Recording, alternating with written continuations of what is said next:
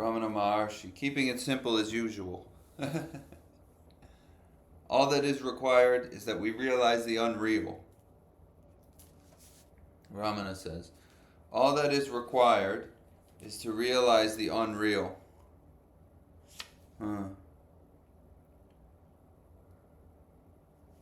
So, the unreal in this case, reality would be something which is self-existent. So, to realize what is unreal would be to see what is not self-existent or existent under its own independence, let's say. Now, the mental system thinks, the thought I thinks that it's independent. So, it thinks that it has its own reality. And living under that reality, it seems to, it places itself as God, as the ultimate subject, let's say. And in doing so, it really distorts this life, because it's taking itself to be reality. Let's say the absolute subject or God. The mental system thinks it's God. That's why in AA they say, you need to stop playing God. That's like the first move. You need to stop playing God, yeah? So, thinking, coming from me, so my thoughts, yeah, those present to everything else as the ultimate subject. And when they present that way, they present as something completely separate from everything else, which means that they present as their own reality. So thoughts take themselves to be original and separate from, let's say. Now that's obviously not the case, but this is how they present. So when they present that way, one of the presentations in the mental system is the thought me, and that me thought sticks to all the other thoughts. That's called ownership or the bondage of self. Yeah? So it's presenting as real, and you have no reason to take it as unreal until you hear a message like Advaita or something. Yeah? The thing is, you can hear the mental system, but when it's talking to you, and it's talking to you as reality. And that's that's very tricky unless you hear something else that says, by the way, that's not reality. And it's not separate either. So all the thoughts, the contents of the mental system are conditioned, meaning that they were conditioned by something happening in the past. So this is like basic cause and effect from Buddhism. The thing is, you don't think so yet.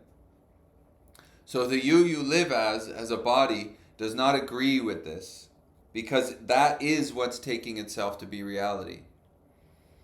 If you identify with the thinking and the thought I, then from that viewpoint, you're taking yourself to be reality.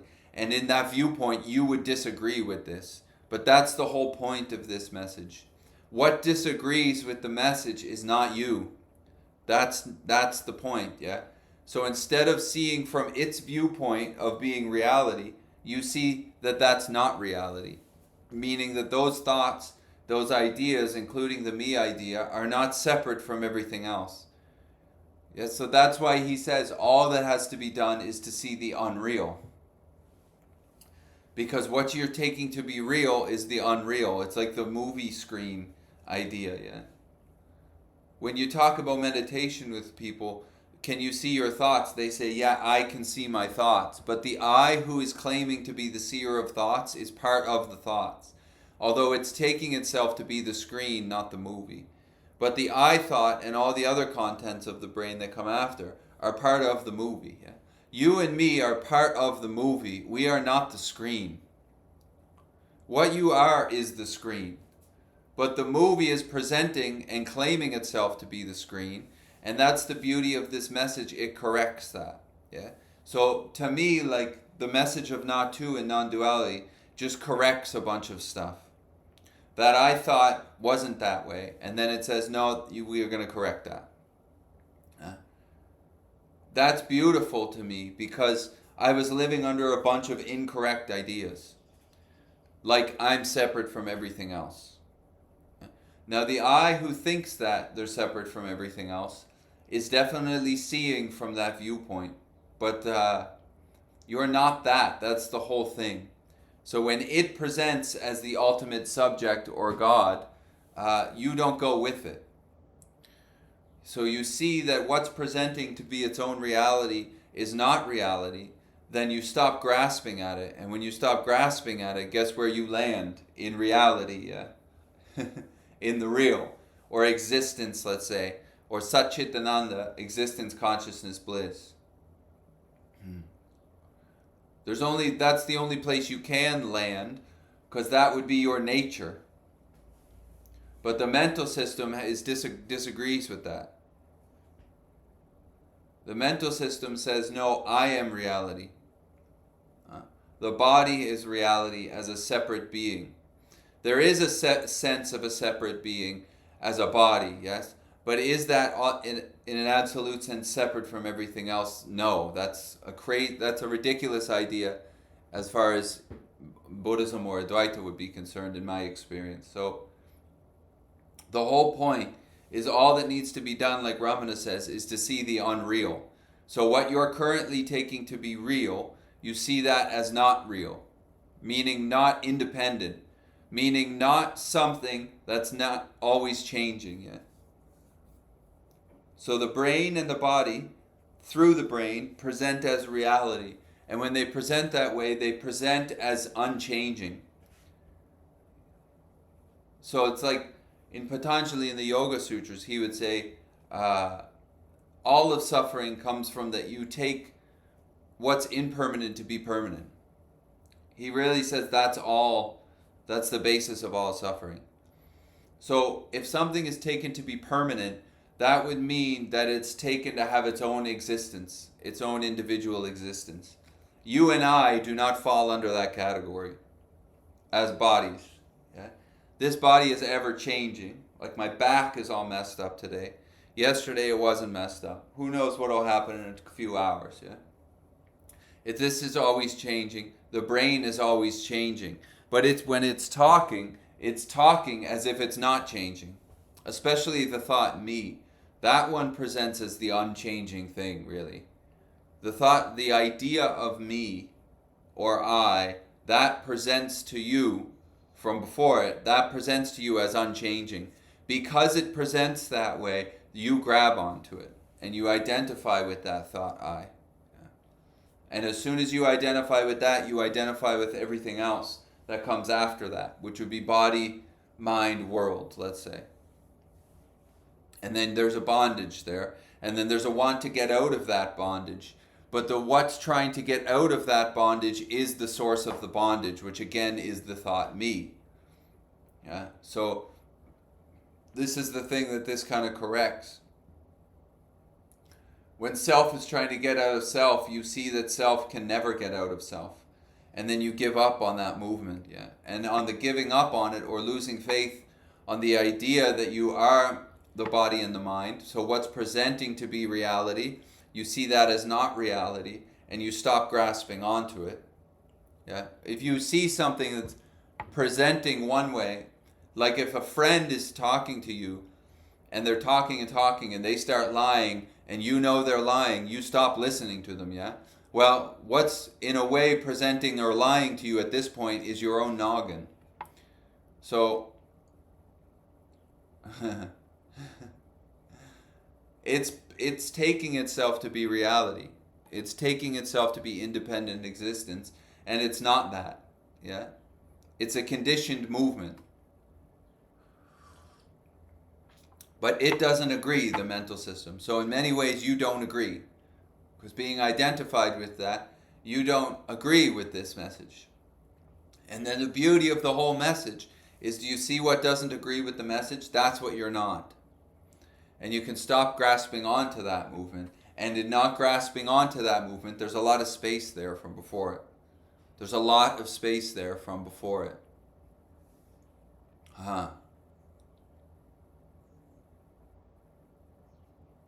So all that needs to be done, according to Ramana, is to see what is unreal. What is unreal?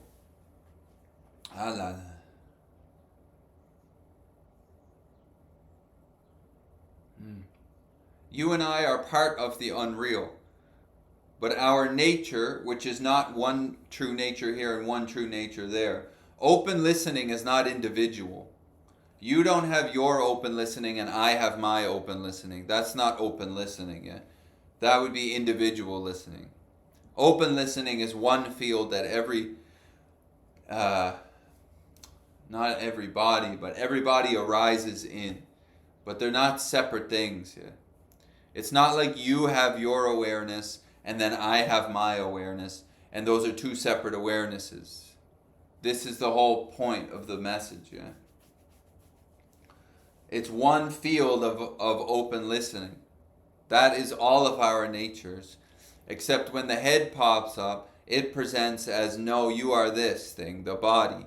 And it says this body is unchanging. Yeah? And even if you go, well, no, I know my body is changing. That's right, but what knows that the body is changing is presenting as an unchanging thing, which is me. Yeah?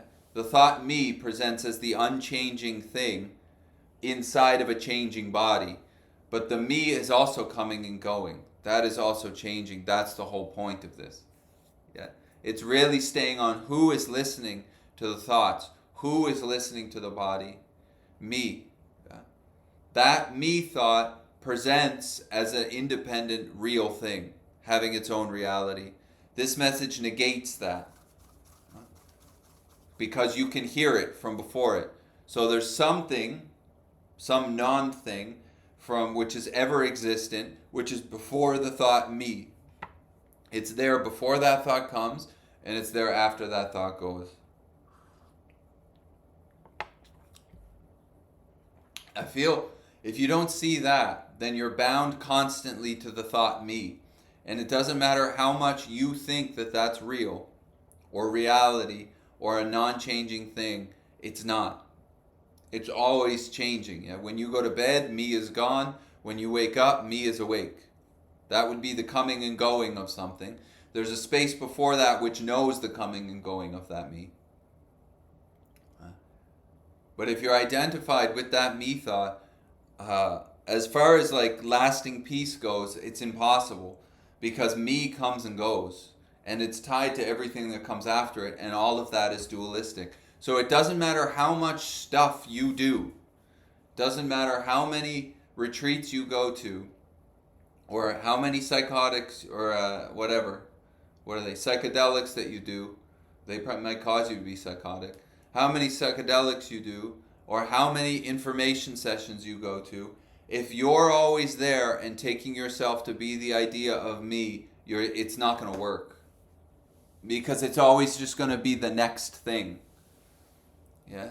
And it's that me thought is always trying to get out of itself. It's constantly trying to become the opening listening, which you already are. So if you stop listening to it, yes, and you see it as not reality, let's say, or not existent, meaning it doesn't have its own life apart from everything else, then there would be a lot of freedom there. But as long as you're bound to that idea of me, you are bound to everything else and trying to get out of it. And self can't get out of self. And spiritual practice can become a crazy addiction for self trying to get out of self. And one that I know quite well.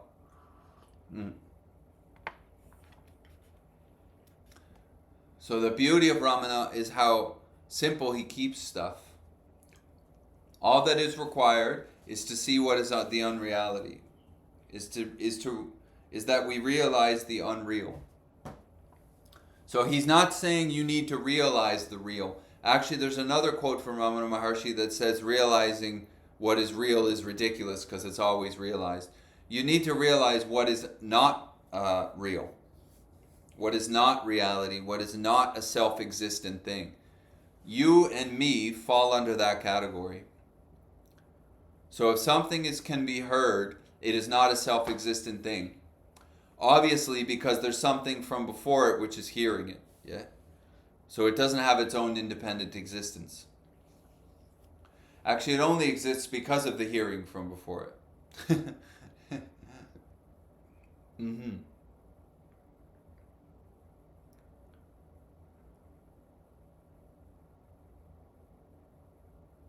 So the only requirement is to realize what is unreal. What is unreal is currently being taken to be reality. So if you look at the experience of you, me, the mental system is taking that to be reality. This body and mind. Right now. There is a sense of individuality doing that. You don't need to demonize it. It's just pointing something out. This statement is just saying what you're taking to be real, that is part of everything else, meaning it's not its own reality. It's an ever-changing, impermanent thing. Me? Yeah, you. You. Yeah? But the you that you're identified as when it comes to thoughts and a body, that's not what you are. That's the beauty of the whole message. Yeah? This is unreal. Oh no? Yes, and you're not that. Oh, okay. It's like this. Yeah. So that's really it. It's like a flip. The message of not to, but also listening is like that. Yeah, because you see that what is heard is what you're taking yourself to be. And then when you don't grasp at it as what you are, you stop taking that to be what you be, and then you sit back into something a lot more open. And then you see how wild what you were taking yourself to be can get, meaning the mental system and the body, and you see how it's ever changing. So you stop getting all tied up in its ever changingness.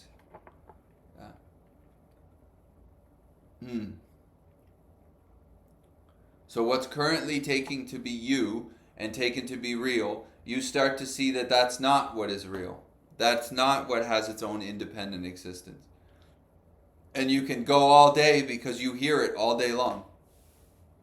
The mental system is constantly chattering, judging, perceiving, making all of these mental movements from its perceived godliness. Yeah. If you're listening to that, you're seeing through its eyes, and it is taking itself, the brain is taking itself to be God, and it is putting a bunch of beliefs and opinions on this world based on its own conditioning. And if you're listening to it as it, by taking it to be an unchanging, correct, independent thing, it's got you, really. So your opinions and beliefs, really, rather than you having them, they're having you. And a whole life can go by only listening to the opinions and beliefs, not touching life for a second, only touching opinions and beliefs. Yeah. And the mental system is presenting those because that's its conditioning, is opinions and beliefs all day long. That is its conditioning. So there's nothing wrong with that. But if you're taking them to be unchanging and permanent, you're in trouble. Because the head is going to put you in the same positions it's constantly always put you in, based on the opinions and beliefs of the mental system. You are not doing those, because there is no doer of those, they're all conditioned. But the thing is, there's a part of those opinions and beliefs which is my opinions and beliefs. That's what makes them so stiff. Yeah, my opinions and beliefs are different than your opinions and beliefs, and therefore we are at ends. That is separation. That's a bunch of steps beyond what first causes suffering in the first place. Yeah, but it's really the my which comes before opinions and beliefs. So the sense of being the one who hears the mental opinions and beliefs. If you're identified as that one, and there really is no one, that's an idea that comes and goes, but if you're identified as that sense of being one and taking it to be a permanent thing, you are tied to those opinions and beliefs, and you will constantly be at ends with this world. Other opinions and beliefs. Yeah. Because there is a sense of individuality here, and it has different opinions and beliefs than that sense of individuality over there. That's this life, that's duality. That's a fun little play, but if you take yourself to be these opinions and beliefs, and that one takes itself to be those opinions and beliefs, these two bodies will blow each other up over that nonsense. So you gotta, it's not about changing anything. We're just pointing out what you can hear, essentially, as the body and the mind. We point that out here so that you can see it, and then you see it, and rather than going, yeah, that's what I am, you start to see that that's an ever-changing thing, and that's not what you are. And then when the opinions and beliefs come up, they start to get really humorous, let's say, or you see that it's just the play of this life, those opinions and beliefs. And you can hear them. That's the point. So the main point is who's hearing them. I am hearing the opinions and beliefs. So who is that I? Is that what I am? Am I that I thought? Because when your head says I, it says body. So am I this body? This message obviously saying not, yeah? Obviously there's something before this body. Let's call that open listening. That would end a lot of stuff. Like you trying to get out of discomfort as a self. You would delete this app you're on.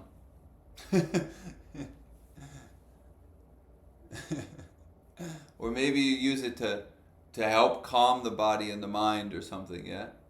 The calming of the body and the mind is good, the volume turned down, but you're still not that body and mind. But the calming of the mind is good. That's why we do the music. The listening helps calm, yeah? So that you can come into that inquiry. Who is listening to the music? Who is listening to this talk right now? I am. Well, that I is presenting as a permanent, independent thing. It's presenting as its own existence, and the whole message is that whatever's heard is not an independent, permanent thing. That's the whole message. So obviously the I thought is not what you are. There's obviously a sense of you, not a sense of you, but there's an openness of being before that. That's the whole thing, really. Yeah. Okay. If there's any questions, feel free to let me know. You can put them wherever you want.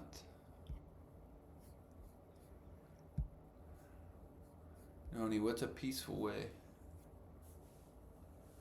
A peaceful way to be in relationship with the mental system. To see it's not your mental system. To stay with the inquiry of whose mental system is this?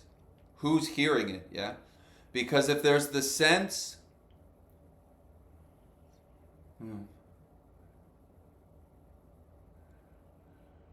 If there's a sense of being the owner of that mental system, that relationship, in my experience, is not going to be peaceful.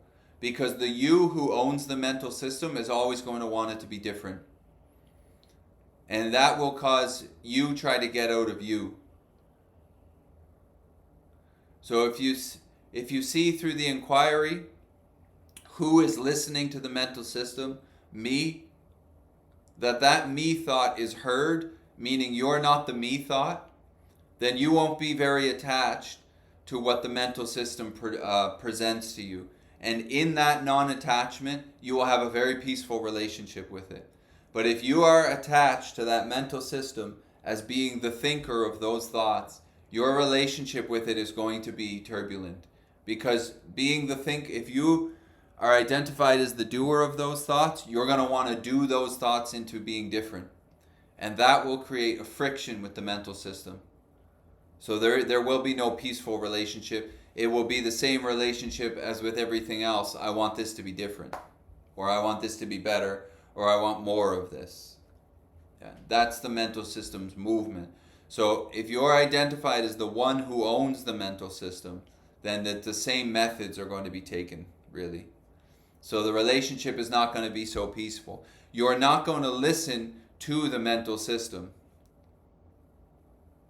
in that way. This is not really about becoming peaceful with the mental system. The only question is who is listening. Yeah. So we point out all of the movements of the body mind world, as many as we can hear, so that you don't grasp onto them, so that you can stay in the inquiry, who is the one? Yeah? Because if you're there as the owner of the mental system, you're always going to want to try to change it. But the one that owns it, that is also one part of the mental system, but that's not where you start. So in that, you release your grip on the mental system, but also being the owner, and then it becomes fluid. Then it's peaceful. But as long as you're identified as being the one who hears the mental system, you want to change it. You want it to be different. I want it to think this way. Yeah? I don't feel there's any peace in that. Changing, this is not about changing the mental system. It's about seeing that the one who's hearing the mental system, that you're before that.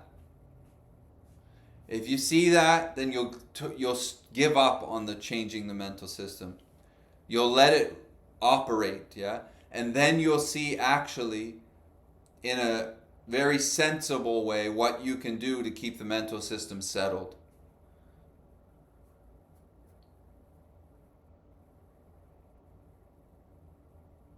So the inquiry really just stays on the I thought. This is one of the problems with contemporary spirituality. It's got people doing 1,000 things. It's got people running around doing tons of practices with tons of ideas about I'm going to do this, and then I'm going to do this, and then there's going to be an ego death. Well, who is the one who's doing all of that and who's going to experience the great benefit? That one is not you. So that way, if you really see that, you'll give up on all the ego deaths and all the voiding of ownership. You give up on that because you don't care really. Not in an irresponsible way, but you just see that it's all based on ownership of the mental system, yeah? So you don't leave the thought me. The question is, who's listening? Who is listening to the sound? Who is listening to this talk? Who's listening to the mental system? Who is listening to the body? Me. Yeah? If you're stuck, if you're bound to the me, you're bound to everything that comes after it, and you want to change it. There's no peace in that. That's the point of the whole thing.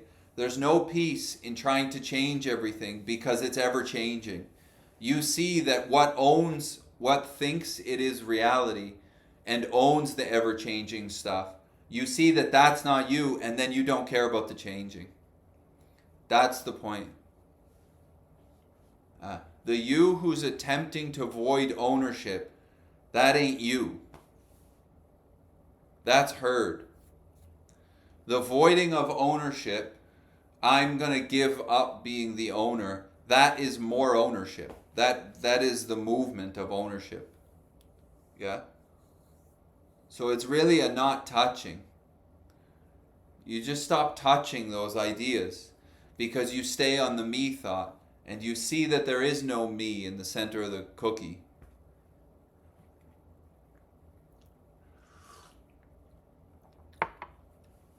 But the you, Noni, who's trying to void ownership, that you is the point.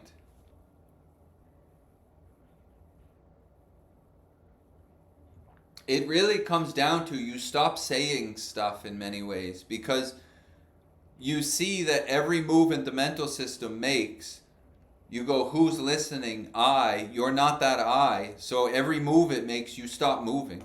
That's the reason it's peaceful. And then the mental system keeps moving, but you don't go with it. So you stop living under its tricks. I'm going to become something. Then you hear this message and then you go, okay, I'm going to avoid becoming. Both of them are not your movement because they're both based on you, yeah? If you're still there, like I was just in Peru, and a lot of people are going there and doing tons of ayahuasca, yeah? Now, that can be helpful and it's interesting culturally in Peru, obviously, especially up in the jungle. It's quite interesting talking to people. But the thing is, a lot of people are doing that trying to get out of themselves. But the person who went into the ayahuasca ceremony is the same one who's coming out. So if they're still there, yeah, then the whole thing, it's like I know people who know everything about their past. Like they know every event that's ever happened to them, but they still are there being the knower of it. So they're completely bound to all that knowledge. And then it's just more.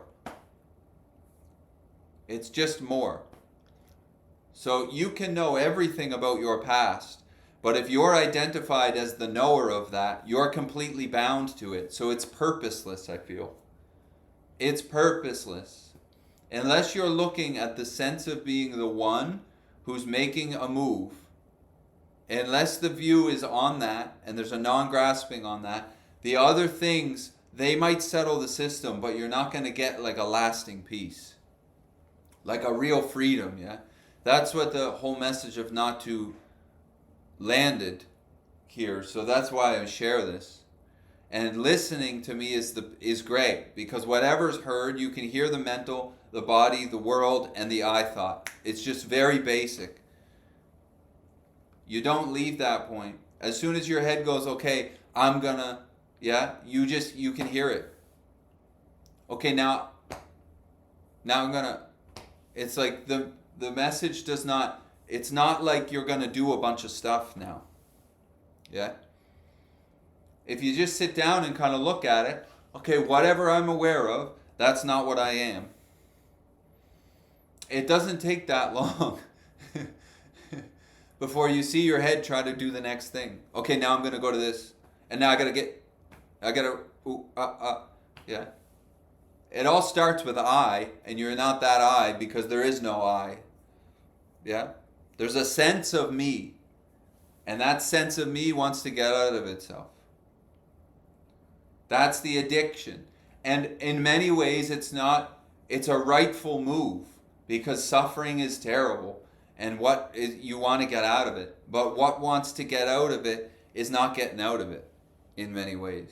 It can stop suffering on a gross level, like get out of abusive relationships or stop using substance and stuff like that.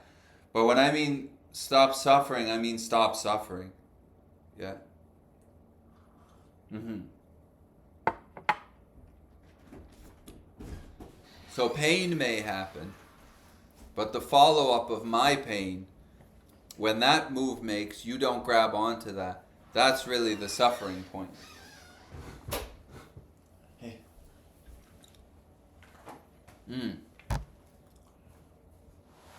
So you can see the man. You might not be addicted to substance, but there's a lot of people, especially on the internet, addicted to spiritual practice. For sure. And it's just as bad as substance. Maybe worse.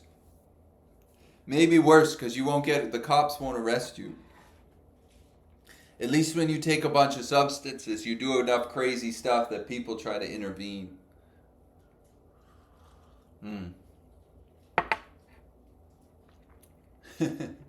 Yeah. They will try to intervene. All right. Well, if there's any more questions, let me know. Otherwise, we can wrap it up there. The most straightforward thing I can say, which is why these are called this, is who is listening. The answer is always me, and you can hear your head say that. So that's not what you are. You can hear the body. That's obvious. So that's not what you are. You can hear the world. That's obvious. So that's not what you are. You just sit in that seat. And maybe it will take you somewhere where you'll stop doing a bunch of stuff, because you'll see what's doing everything comes after that thought, me. And then life will go on. The sense of individuality will keep going. Yeah. Although your relationship with your mental system will be quite peaceful, because you won't want to change it anymore. And in the not wanting to change it, you be careful. You might start to get happy or something like that. Dangerous. All right. Let's wrap it up there for today.